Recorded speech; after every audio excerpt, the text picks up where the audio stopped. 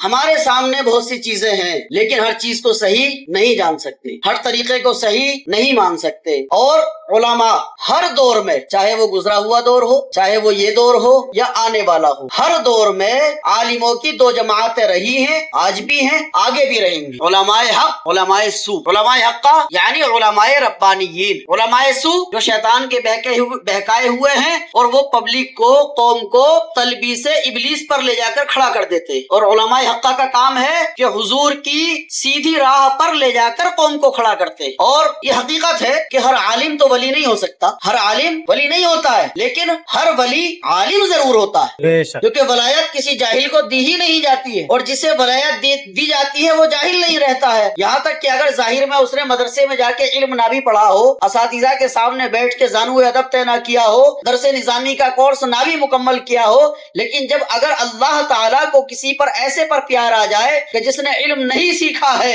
اور اللہ تعالیٰ جب اس پر ایسا فضل فرمائے کہ اسے ولایت سے نوازتا ہے، تو پہلے باطنی طور پر اس کے سینے میں علم اتارتا ہے، پھر اس کو ولایت عطا فرماتا ہے۔ اس طرح سے اللہ عز و جل اس کو ولایت دیتا ہے، تو پہلے ولایت سے پہلے علم کا ہونا ضروری ہے۔ تو یہ علم اور ولایت الگ الگ چیزیں نہیں ہیں کہ ولی الگ ہو گئے اور عالم الگ ہو گئے، بلکہ ہر ولی عالم ہوتا ہے، اور جو خود کو یہ کہے میں ولی ہوں اور پھر جاہل بھی ہو تو سمجھ لو کہ وہ ولی ہے ہی نہیں، وہ خود بھی گمراہ ہے اور دوسروں کو بھی گمراہ کر رہا ہے۔ یعنی دعوے تو ولایت کے ہیں لیکن علم نہیں، شریعت کو جانتا نہیں، استنجے کے مسائل کا پتہ نہیں، پاکی کو جانتا نہیں، نماز کے شرائط آتے نہیں، فرائض نماز جانتا نہیں، واجبات نماز کا کچھ پتہ نہیں، کیا ہے غلط عقائد اور صحیح عقائد کا اسے علم نہیں، تو پھر ایسا شخص ولی بھی نہیں ہو سکتا۔ ولی وہی ہوتا ہے کہ جو عمل میں بھی، اتباع میں بھی حضور کے پیچھے ہو اور اس کے اندر علم شریعت بھی موجود ہو، علم شریعت بھی ہو۔ تو بزرگوں کا مقصد اور ان کی راہ اور ان کی تعلیم یہ ہے کہ اللہ کی اطاعت کرو، رسول اللہ صلی اللہ تعالی علیہ وسلم کی اتباع کرو، اکابر اولیاء کرام کے طریقے کو اپناؤ، اسی میں عافیت ہے۔ اور ظاہری چیزیں، یہ سلسلہ نقشبندیہ ہے، اس میں تو ظاہر کو بالکل ہٹا دیا جاتا ہے کہ ظاہری شان و شوکت، نام و شان، نام و نمود، اس کے لیے نہیں، بلکہ جو کام بھی کرنا ہے صرف اور صرف اللہ کی رضا کے لیے کرنا ہے۔ اور ہمیں ضرورت نہیں ہے کہ ہم بڑے بڑے جبے پہنے، ہمیں اس کی ضرورت نہیں ہے کہ ہماری اونچی ٹوپی ہو، ہمیں ظاہر کو اتنا نہیں سنوارنا ہے بلکہ ہمیں اپنے باطن کو سنوارنا ہے۔ بے شک بے شک۔ بڑی گاڑی لے لی، بڑا گھر بنا لیا، بہت اونچی بلڈنگ کھڑی ہو گئی، ہزاروں کی لاکھوں کی تعداد مریدوں کی ہمارے ساتھ ہے، اور کلومیٹروں کی گرانڈ انٹری 50 کاروں سے ہماری اگر ہو رہی ہے، تو یہ چیزیں آخرت کے لیے فائدہ مند نہیں ہے، آخرت میں کوئی فائدہ حاصل نہیں ہوگا۔ کچھ بھی کر لو، کتنے بڑے بن جاؤ، ظاہر میں کچھ فائدہ ہونے والا نہیں، آخرت میں فائدہ ہوگا ہماری باطنی سجاوٹ سے،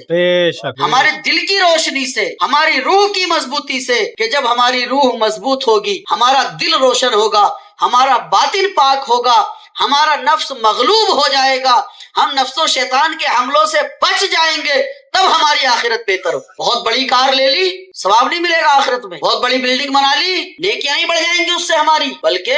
ہمیں اگر ثواب ملے گا تو ہمیں فرائض ادا کرنے سے ثواب ملے گا، واجبات کو اپنانے سے ثواب ملے گا، حضور کی سنتوں پر عمل کرنے سے ثواب ملے گا۔ ہماری آخرت کی منزلیں اگر بہتر ہوں گی تو رسول پاک صلی اللہ تعالی علیہ وسلم کے راستے پر چلنے سے بہتر ہوں گی۔ اگر ہمیں موت میں، قبر میں، حشر میں اگر آرام ملے گا تو اپنے بزرگوں کے طریقے پر چلنے سے آرام ملے۔ باقی تو یہ ظاہر ہے، یہ دنیا، اس کی سجاوٹیں، اس کی رنگینیاں، دنیا کے لوگوں کا دنیاوی تعریفیں، ظاہری تعریفیں کرنا، یہ سب فنا ہو جائے گا، کچھ باقی نہیں رہے گا۔ ہمارے مرشد فرماتے تھے کہ لوگ تمہاری برائی کریں، غم مت کرو، لوگ تمہاری تعریف کریں، ہرگز خوش نہ ہو، کیونکہ یہ لوگ، ان کی یہ برائیاں کرنا، ان کی یہ تعریفیں کرنا، یہ سب فانی ہے، یہ لوگ بھی فنا ہو جائیں گے، ظاہری تعریفیں فنا ہو جائیں گی، ظاہری برائیاں بیان کرنا فنا ہو جائے گا، یہ دنیا فنا ہو جائے گی، باقی رہے گا تو تمہارا عمل رہے گا کہ جس کا تمہیں آخرت میں بدلہ ملے گا۔ اپنے عمل کو اچھا کرے تاکہ بدلہ بھی اچھا ملے، بدلہ بھی ہمیں وہاں جا کے بہتر ملے۔ تو یہ مرید ہونا، سلسلے میں داخل ہونا، یہ شریعت کی صحیح راہ کو اپنانا، اپنے ہاتھ کو کسی کے ہاتھ میں دے کر اپنا رہنما مقرر کر لینا کہ اب جو یہ کہہ رہا ہے اب ہاتھ تیرے ہاتھ میں دے دیا ہے، اب اس ہاتھ کو پکڑ کے جنت تک لے جانا تیرا کام، کہ جو اب یہ کہہ رہا ہے اب اس پر عمل کرنا ہے، بس یہ طریقہ ہمارا ہونا چاہیے۔ اور یہ سلسلہ نقشبندیہ مجددیہ ہے کہ ہمارا یہ سلسلہ سرکار بہاؤالدین نقشبند رضی اللہ تعالیٰ عنہ تک پہنچا، ذکر کر کے، مراقبہ کر کے، پیر سے فیض حاصل کر کے، شریعت پر عمل کر کے، ذکر میں ترقی کر کے، مراقبے میں ترقی کر کے، اور پیر و مرشد کی باطنی توجہ سے فیض حاصل کر کے ہمارا دل ایسا ہو جائے کہ اس پر اللہ کا نقش لکھا ہوا ہمیں نظر آنے لگے۔ بے شک سبحان اللہ۔ ہم ہو گئے نقش بندی۔ یہ سلسلہ آگے چلا، بڑے بڑے اولیاء کرام اس سلسلے میں موجود ہیں، اور وہ سلسلہ ان کے ذریعے سینہ بہ سینہ، شجرہ بہ شجرہ، نظر بہ نظر آگے چلتے ہوئے، بڑھتے ہوئے سرکار مجدد الف ثانی رضی اللہ تعالی عنہ تک پہنچا۔